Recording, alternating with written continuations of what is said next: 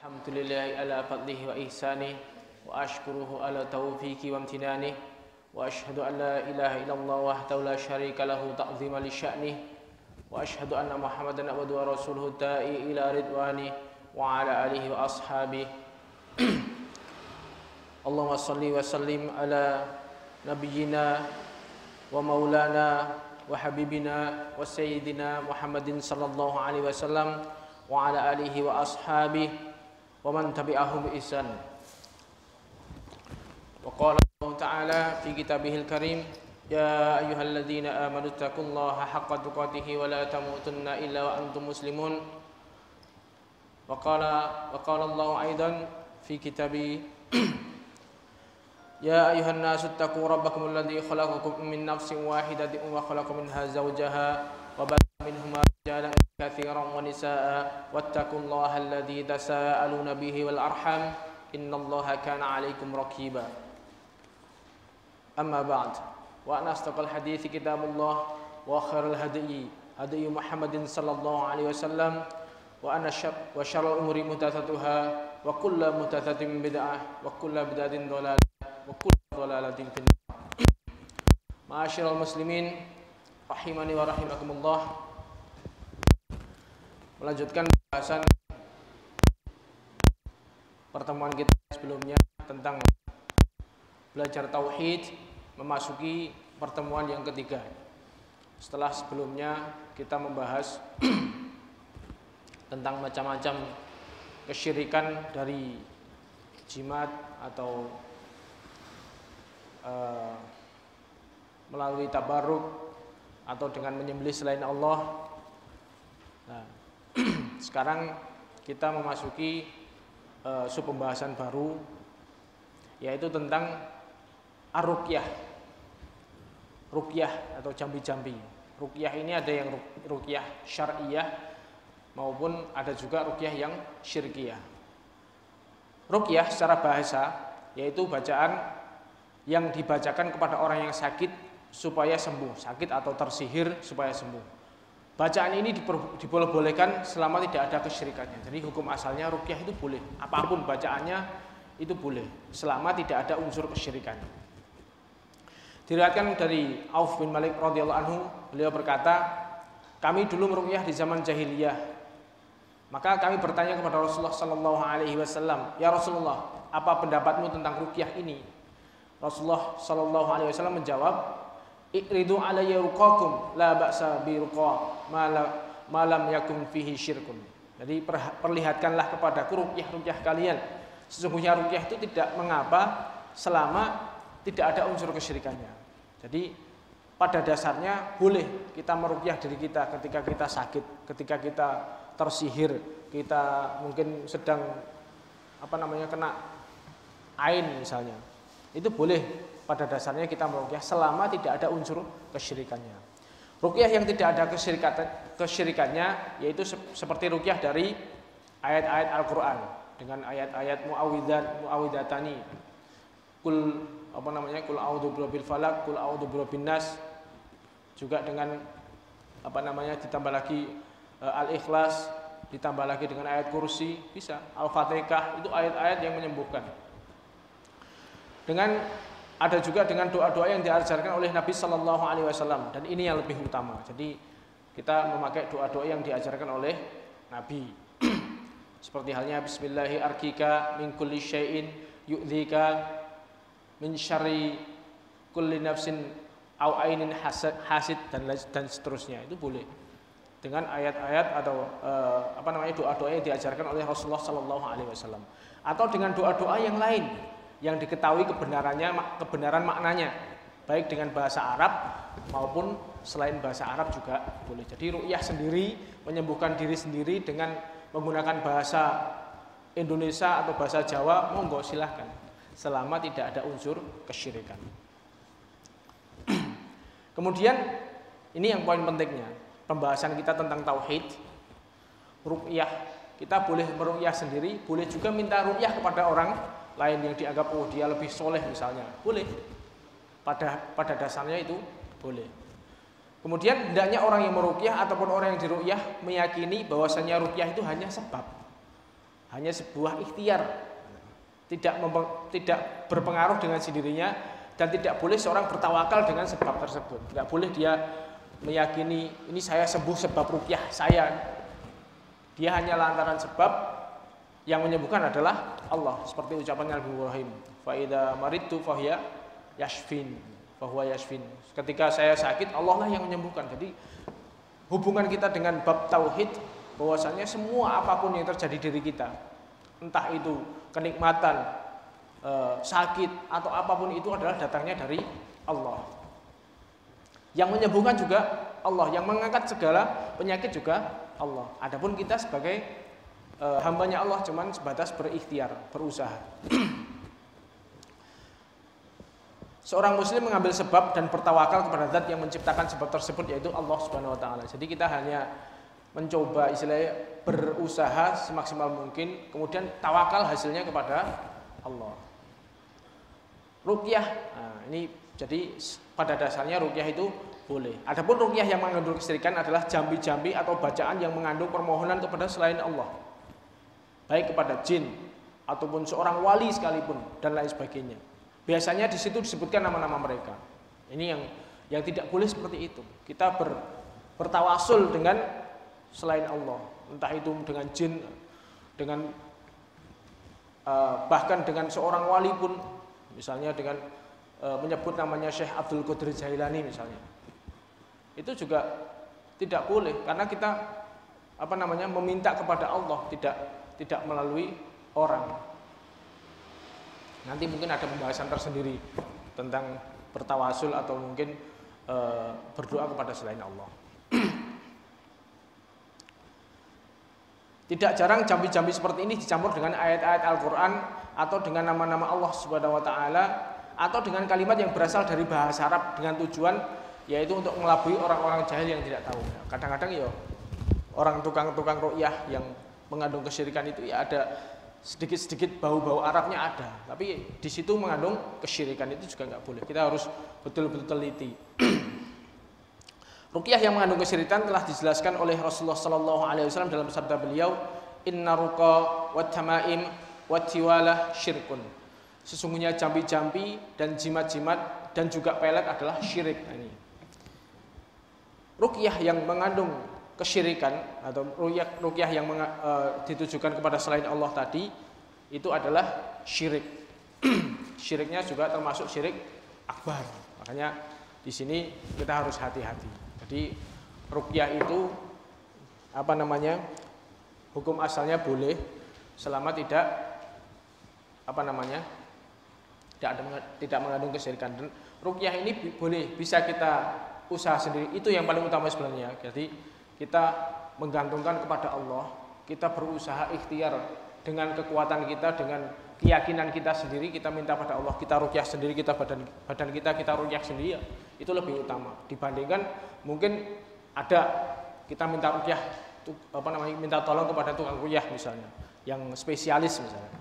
Itu ya pada dasarnya gitu nggak apa-apa. Tapi ketika terlalu sering dikit-dikit minta ruqyah, itu akhirnya membahayakan ketauhidan kita. Makanya di situ ada sebuah hadis yang diriwayatkan oleh Rasulullah sallallahu alaihi wasallam, yang diriwayatkan oleh Imam Bukhari dan Imam Muslim. Ada 70.000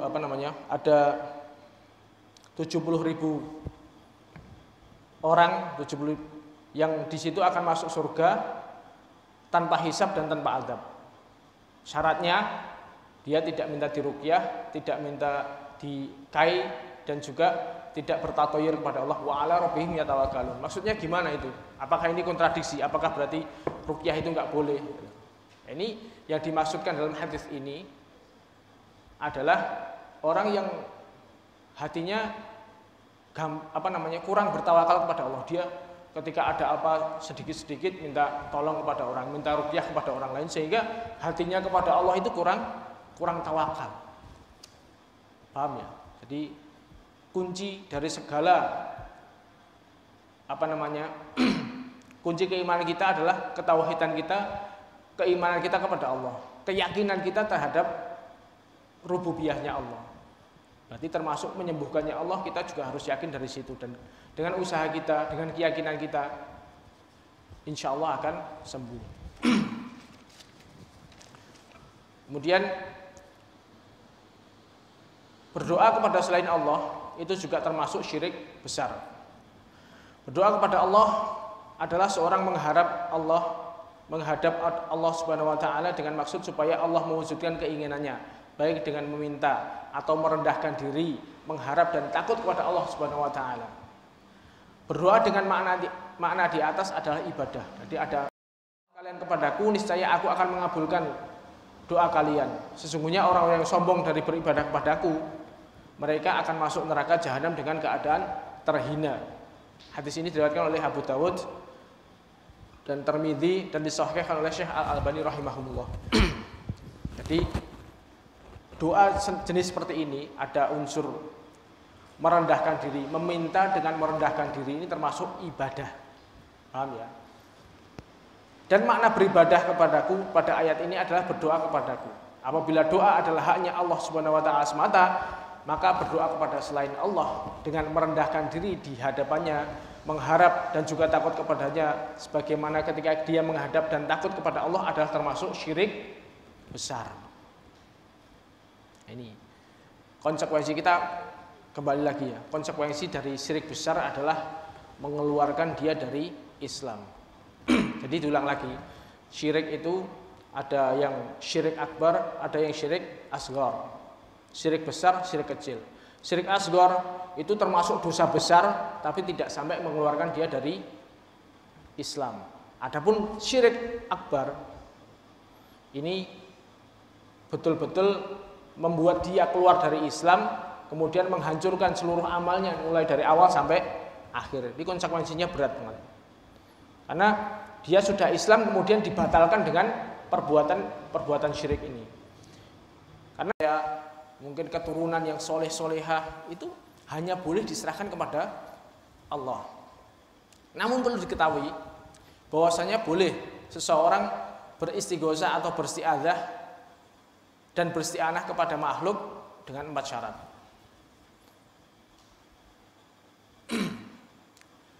Yaitu kita bisa, kalau misalnya kita minta perlindungan,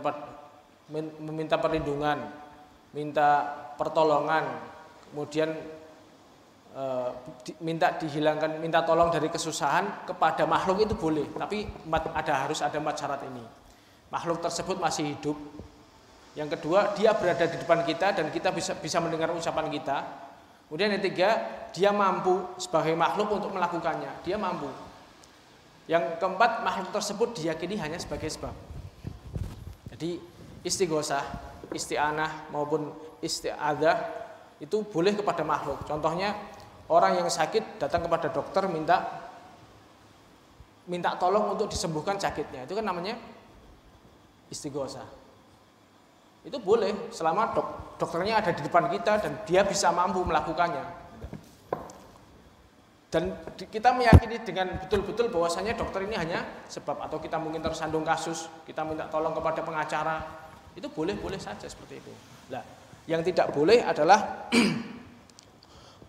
orang yang beristighosah atau beristi'adzah, beristi'anah kepada orang yang sudah mati atau kepada orang yang masih hidup akan tetapi tidak berada di depan kita, atau tidak bisa mendengar ucapan kita, atau meminta makhluk untuk perkara yang tidak mungkin bisa melakukan kecuali Allah, maka ini termasuk syirik besar. Ini poin pentingnya di sini. Jadi ini tadi kan, istighosah, isti'anah, isti'adzah boleh kepada makhluk, tapi syaratnya tadi. Ketika kita minta kepada orang yang tidak berhak, misalnya kita minta datang ke kuburan Nabi misalnya. Ya Nabi, langsung minta kepada Nabi, wahai Rasulullah, berikanlah saya. Berarti kan dia minta kepada Rasulullah, padahal Rasulullah sudah nggak ada. Itu termasuk syirik besar. Dan ini terjadi, saudara. Dan ini terjadi. Maksudnya saya melihat dengan mata kepala saya sendiri juga ketika di Masjid Nabawi juga seperti itu. Jadi ini komplek masjid, di sini kan pengimamannya di sini, Raudhah itu di sekitar situ, sebelah sana kuburannya Nabi. Orang-orang itu ya kalau sekedar lewat itu ya biasanya kalau orang yang ngerti ya cuman ya pengen lihat penasaran, tapi banyak di situ yang berdoa menghadap ke sana. Bahkan ada yang sujud menghadap kepada kuburan itu, masya Allah. Itu kalau nggak dijaga, itu biasanya kalau di situ kan ada yang jaga itu diusir-usir kayak gitu. Itu yuk keluar sebentar habis itu muter lagi, balik lagi yon. Ngono ki wong Indonesia biasanya. Seperti itu. Ketika meskipun beliau nabi gitu. Meskipun pada nabi sekalipun, nggak boleh kita minta di situ. Ibadah di situ, sholat, beristighosah kepada nabi nggak boleh. Ya Allah, wahai nabi gitu. Anak saya nggak punya keturunan, berikanlah saya anak, nggak bisa, nggak boleh, termasuk syirik akbar. Ataupun kepada siapa tadi yang seperti orang-orang sufi ekstrim itu yang sampai meminta-minta kepada mengatasnamakan Syekh Abdul Qadir Jailani misalnya. Ya kita tahu beliau adalah orang soleh yang hidup di zaman beliau. Syekh Abdul Qadir Jailani adalah seorang ulama dari madhab Hambali yang hidup tahun sekitar abad ke-6 Hijriah. Beliau orang soleh pada zamannya.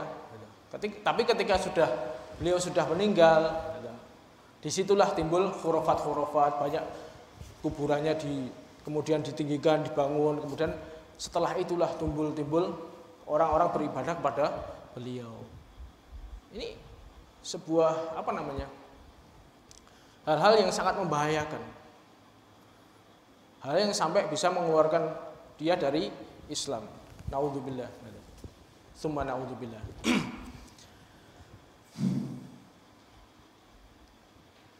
Jadi itu ya, berdoa harus dengan unsur seperti itu hanya boleh kepada Allah dan tidak boleh berdoa kepada selain Allah. Atau yang lebih parah lagi berdoa kepada jin gitu. Ini luar biasa. Nah, disinilah kita lihat fenomena di masyarakat kita banyak terjadi seperti itu. Makanya pentingnya kita belajar tauhid itu seperti itu. Kita tidak akan mengetahui tauhid secara sempurna sebelum kita mengetahui kebalikannya. Sebelum kita mempelajari detail tentang bentuk-bentuk kesyirikan. Disitulah pentingnya kita belajar tauhid. Kemudian berikutnya syafaat. Syafaat adalah meminta kebaikan pada orang lain di dunia maupun di akhirat.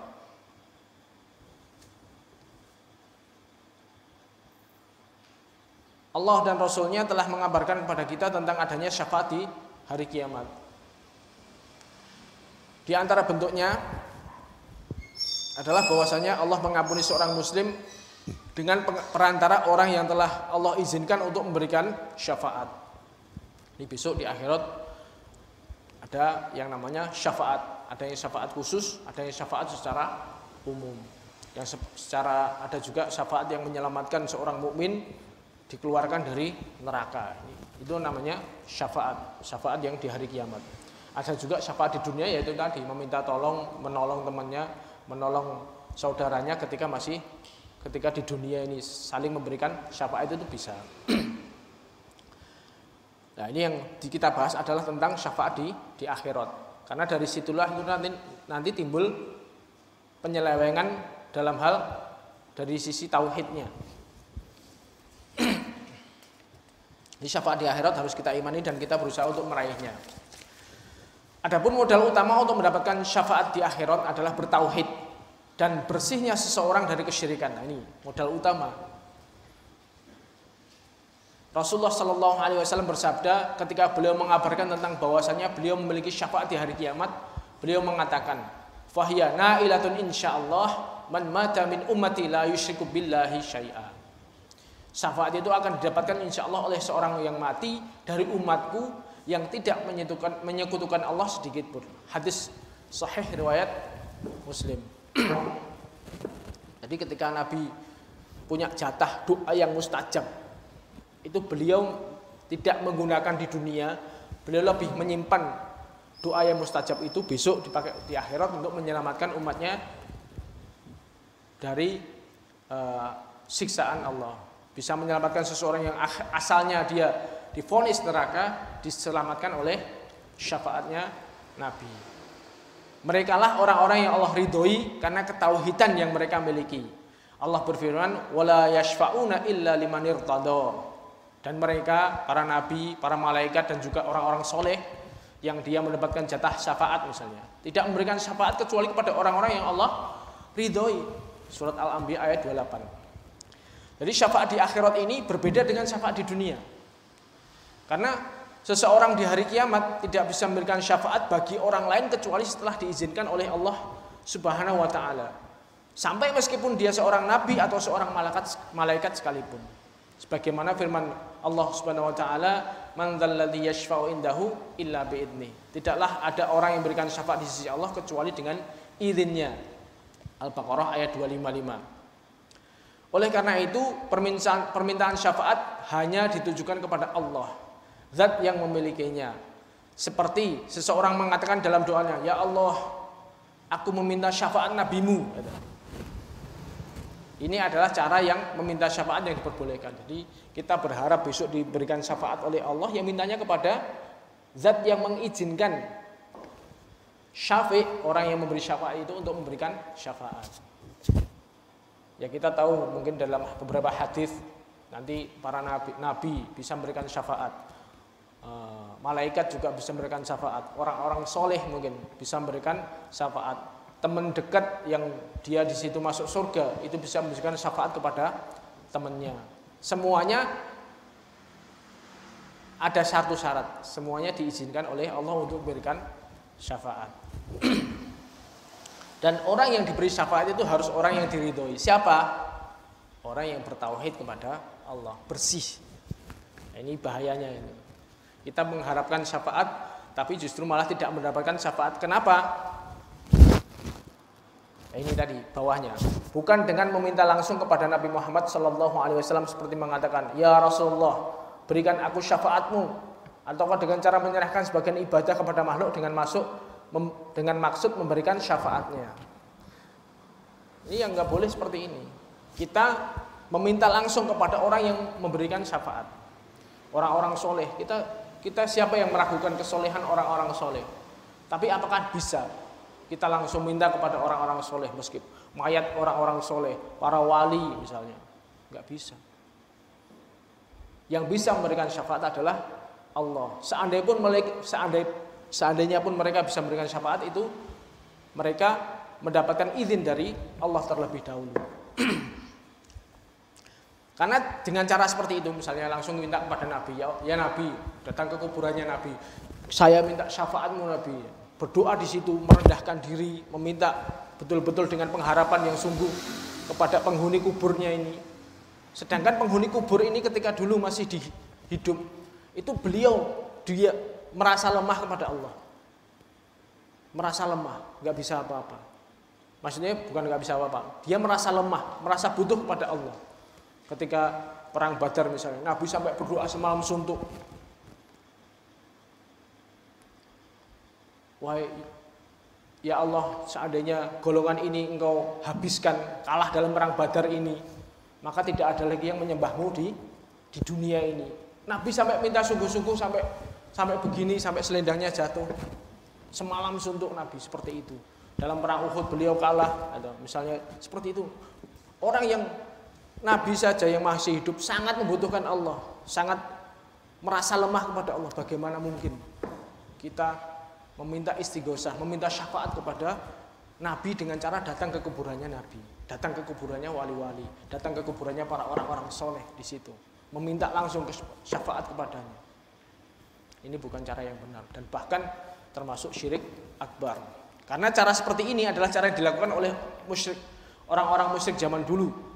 Allah Subhanahu wa taala berfirman, "Wa ya'buduna min dunillahi ma la yadurruhum wa la yanfa'uhum wa yaquluna haula'i syufa'auna indallah. Qul atunabbi'una Allah bima la ya'lamu fis samawati wa la fil ard. Subhanahu wa ta'ala amma yusyrikun." Dan mereka menyembah kepada selain Allah sesuatu yang tidak memudarati mereka dan tidak pula memberi manfaat kepada mereka. Menyembah kepada selain Allah. Jadi menyembah sini berarti kan tadi meminta syafaat tadi. Jadi datang ke kuburannya, datang atau mungkin dia berdoa di dalam doanya, dia menyebutkan nama orang-orang soleh tadi, para wali tadi, atau menyebutkan namanya Nabi, gitu. Nabi Muhammad ataupun Nabi Isa, sama. Mereka perkataannya gimana? Mereka berkata, mereka adalah pemberi syafaat bagi kami di sisi Allah. Jadi mereka menganggap bahwasanya, oh saya nggak minta kepada mereka kok. Istilahnya saya nggak beribadah kepada mereka, saya hanya minta sebagai wasilah saja. Mereka sebagai pemberi syafaat nanti di sisi Allah. Podo ini. Bahkan ini celaan Allah, bantahan Allah kepada keyakinan mereka.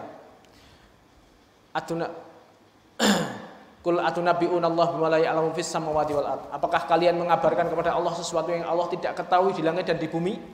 Maha suci Allah dan maha tinggi dari apa yang mereka sekutukan. Surat Yunus ayat 18. Jadi keyakinan mereka seperti itu, minta syafaat kepada makhluk. Entah itu nabi, entah itu malaikat, entah itu pada para wali, para orang-orang soleh. Itu dicela oleh Allah di dalam ayat ini. Apakah kalian membuat syariat baru? Sesuatu yang tidak dikenal Allah, baik di langit maupun di bumi.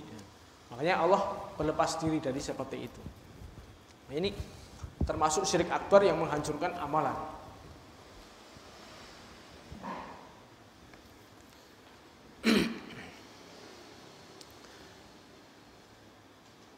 Jadi tentang syafaat seperti itu. Jadi mereka mengira meminta syafaat itu bisa menyelamatkan mereka di akhirat nanti. Tapi dengan keyakinan mereka seperti itu justru malah mereka dijauhkan, tidak bisa mendapatkan syafaat. Karena itu tadi syarat mendapatkan syafaatnya Nabi adalah fahyana ilatun insyaallah man mata min umati la yusyriku billahi syai'a. Barang siapa yang mati dari umatku yang tidak syirik kepada Allah, maka dia akan mendapatkan syafaat. Jadi kasihan dia dengan cara yang salah, dengan cara minta syafaat yang keliru, akhirnya dia justru malah tidak mendapatkan syafaat. Kenapa kok bisa timbul seperti ini? Itu karena mereka mengkiaskan dengan kias yang batil. Dia menganalogikan Allah itu sebagaimana pimpinan raja atau mungkin presiden atau mungkin siapapun itu. Dia menganalogikan seperti itu. Sehingga kalau kita lihat presiden atau siapa namanya, seorang raja gitu kan. Jadi rakyat biasa itu nggak mungkin langsung bisa ketemu dengan raja. Maka dia melalui ada namanya mungkin ajudan lah atau mungkin apa itu yang bisa menyampaikan kepada rajanya. Mereka menganalogikan Allah dengan seperti itu. Allah sebagai Allah tidak apa namanya. Jadi seorang hamba untuk bisa minta kepada Allah harus melalui perantara. Makanya ini merupakan kias yang fasid, kias yang salah. Analogi yang keliru sehingga menjerumuskan mereka ke dalam kesyirikan. Padahal di dalam surat Al-Baqarah kan jelaskan, fa idza sa'alaka ibadi anni fa inni qarib ujibu da'watad da'i idza da'an. Jika mereka bertanya kepadamu tentang saya, tentang Allah, katakanlah bahwasanya saya dekat. Ujibu da'watad da'i idza da'an. Allah menjawab semua doanya hamba-hambanya, semuanya. Ada 5 miliar misalnya, ada 5 miliar orang, Allah akan menjawab semua doa, tidak perlu perantara. Ujibu da'watad da'i idza da'an. Allah akan menjawab semua doa-doa itu. Tidak perlu perantara. Jadi tidak perlu kita minta syafaat kepada selain Allah. Meskipun itu nabi. Nabi saya tidak boleh, apalagi selain nabi. Kemudian selanjutnya, berlebihan terhadap orang soleh adalah pintu kesyirikan. Ini orang soleh adalah orang yang baik karena mengikuti syariat Allah Subhanahu wa taala, baik di dalam hal akidah, ibadah maupun muamalah. Mereka memiliki derajat yang berbeda-beda di sisi Allah Subhanahu wa taala. Sebagai muslim, kita diperintahkan untuk satu, mencintai mereka, mengikuti jejak mereka di dalam kebaikan. Berteman dan bermajelis dengan mereka adalah sebuah keberuntungan. Kemudian membaca perjalanan hidup mereka bisa menambah keimanan dan meneguhkan hati. Jadi menghormati mereka adalah diperintahkan selama masih dalam batas-batas yang diizinkan oleh agama. Menghormati orang-orang soleh. Kita lihat sirahnya para sahabat, kemudian para orang-orang soleh, para ulama-ulama salaf misalnya, para dari golongan tabiin, sahabat tabiin, tabiin, kita pelajari sirah mereka, bagaimana kita pelajari tentang keikhlasan mereka, bagaimana kesungguhan mereka di dalam mempelajari ilmu, bagaimana kesungguhan mereka di dalam ibadah, kita pelajari. Itu untuk meneguhkan hati kita. Itu kita hormati mereka dengan cara seperti itu. Dengan kita ambil ilmu dari mereka, bagaimana kita mempelajari buku-buku, kitab-kitab yang mereka tulis, Imam Bukhari, Imam Muslim, Imam Nasai, Imam Abu Dawud. Karya-karya beliau kita pelajari, kita amalkan. Ini cara menghormati orang-orang soleh seperti itu. Namun berlebih-lebihan kepada orang saleh seperti mendudukan mereka di atas kedudukannya sebagai manusia atau mensifati mereka dengan sifat-sifat yang tidak pantas kecuali untuk Allah, maka ini hukumnya haram dan tidak diperbolehkan menurut agama. Karena hal ini dapat menjadi pintu terjadinya kesyirikan dan penyerahan sebagian ibadah kepada selain Allah Subhanahu wa taala. Kita lihat sejarah dari pertama kali awal terjadinya syirik di muka bumi, yaitu kaumnya Nabi Nuh. Jarak antara Nabi Adam dengan Nabi Nuh itu berapa? 10 generasi, ada 10 generasi. Sebelum diutusnya Nabi Nuh, terjadinya pintu kesyirikan itu ya awalnya dari menghormati orang soleh. Di dalam surat Nuh ini kan ada wala tadzurna waddan wala suwa'an wala ya'udha ya'uqa wa nasra. Ada 5 orang soleh yang dijadikan sesembahan mereka. Ada Wad, Suwa, Ya'ud, Ya'uq, Nasr. Mereka orang-orang soleh yang hidup di zaman sebelum Nabi Nuh diutus. Kemudian ketika 5 orang soleh ini, dan betul-betul orang soleh yang memberikan manfaat kepada orang banyak, ilmunya banyak. Jadi selama 10 kurun, 10 generasi dari Nabi Adam sampai Nabi Nuh ini belum ada terjadi kesyirikan. Belum terjadi kesyirikan. Meskipun sudah ada maksiat. Mungkin antara Qabil dan Habil saling membunuh, membunuh itu kan kemaksiatan, dosa besar. Meskipun ada maksiat tapi belum ada syirik. Baru syirik yaitu tadi ada 5 orang soleh yang di situ ilmunya banyak, dikagumi oleh banyak orang. Ketika mereka berlima ini meninggal, kemudian setan membisikkan kepada mereka, Mbok Yao, dibikin monumen untuk mengenang kesolehan mereka. Akhirnya dibikinlah patung di dekat kuburan mereka untuk mengenang kesolehan orang-orang ini sehingga untuk semangat beribadah. Selama zaman ini, zaman orang-orang yang bikin patung pertama ini, mereka belum disembah. Nah, baru ketika generasi ini hilang, generasi yang bikin patung ini hilang, kemudian ilmu sudah nggak ada, generasi selanjutnya, baru situ setan masuk lagi, memberikan was-was kepada mereka.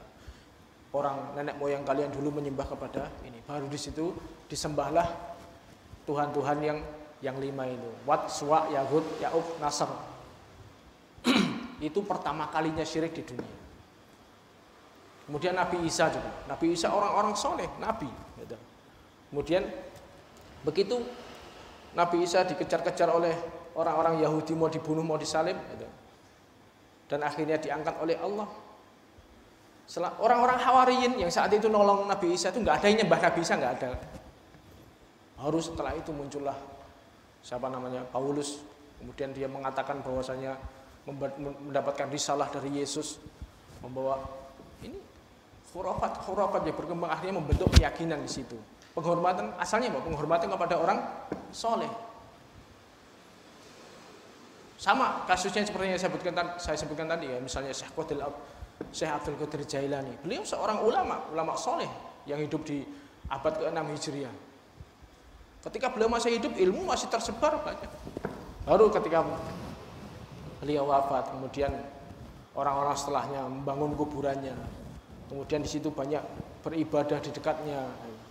Baru setelah itu terjadilah kesyirikan dengan meminta kepada beliau. Bahkan yang paling ekstrim ya, orang-orang sufi ekstrim itu sampai mempunyai khurafat bahwasanya Syekh Abdul Qadir Jailani ini mempunyai di dalam manakib-manakibnya itu punya kesaktian-kesaktian yang bisa mungkin mengatur alam gitu. Masya Allah, punya kun gitu. Sampai seperti itu. Ini dari mana asalnya seperti ini?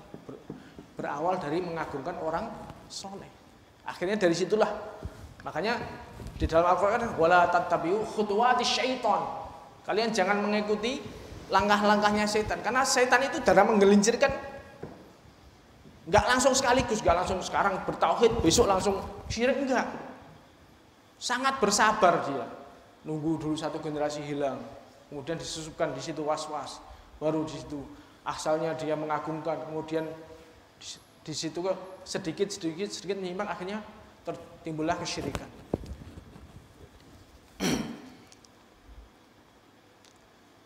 Enggak boleh.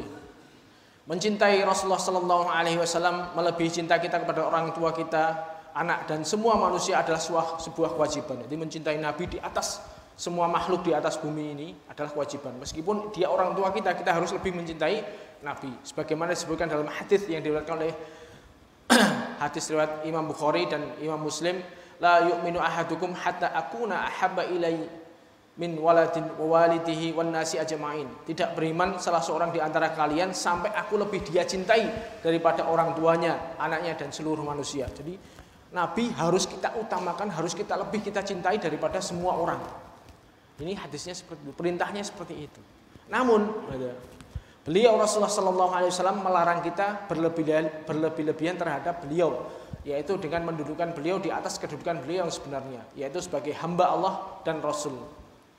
Beliau sallallahu alaihi wasallam bersabda, la tutruni kama atratid nasara ibna Maryam fa innama ana abduhu faqulu abdullah wa rasuluh. Jangan kalian berlebih-lebihan terhadapku sebagaimana orang-orang Nasrani berlebih-lebihan kepada Isa bin Maryam. Sesungguhnya aku adalah hamba-hambanya, maka katakanlah hamba Allah dan Rasulnya. Hadis riwayat Bukhari.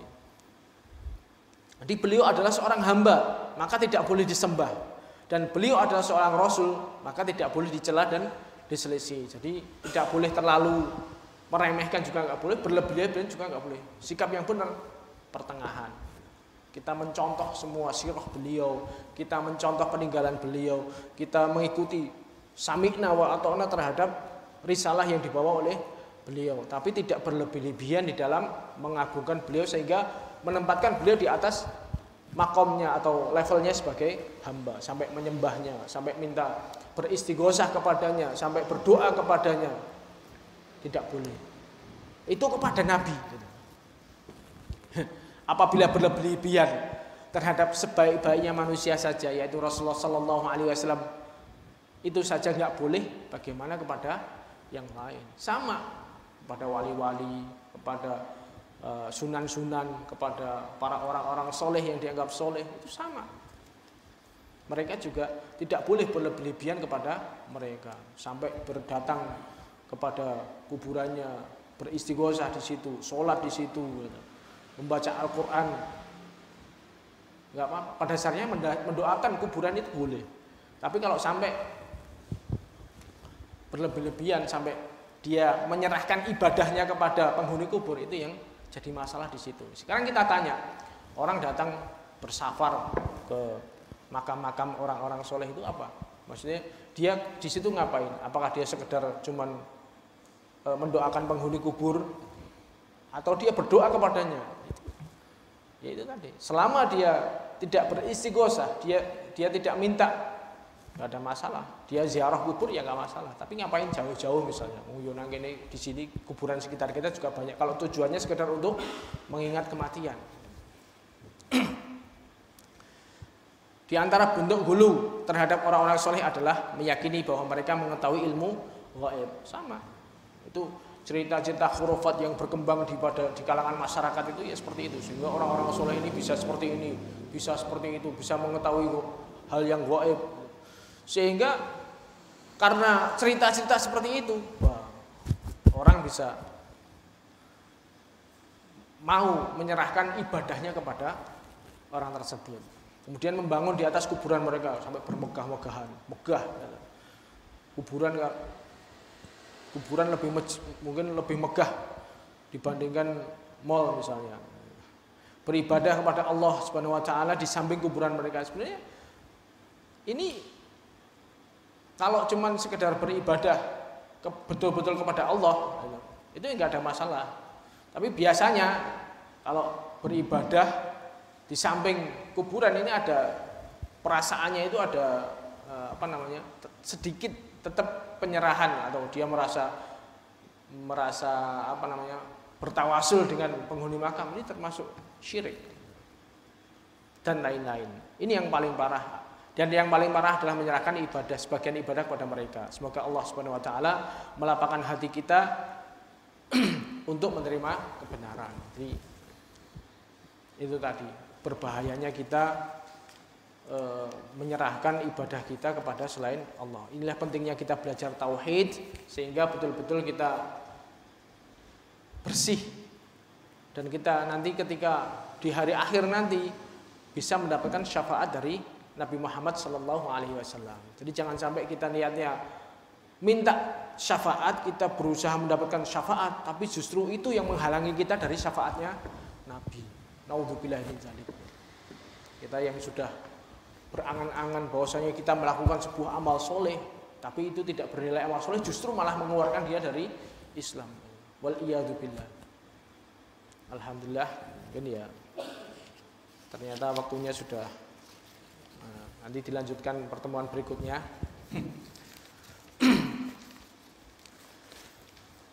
Mungkin demikian dari saya, banyak kekurangannya saya mohon maaf yang sebesar-besarnya. Subhanakallah wa bihamdika asyhadu an la ilaha illa anta astaghfiruka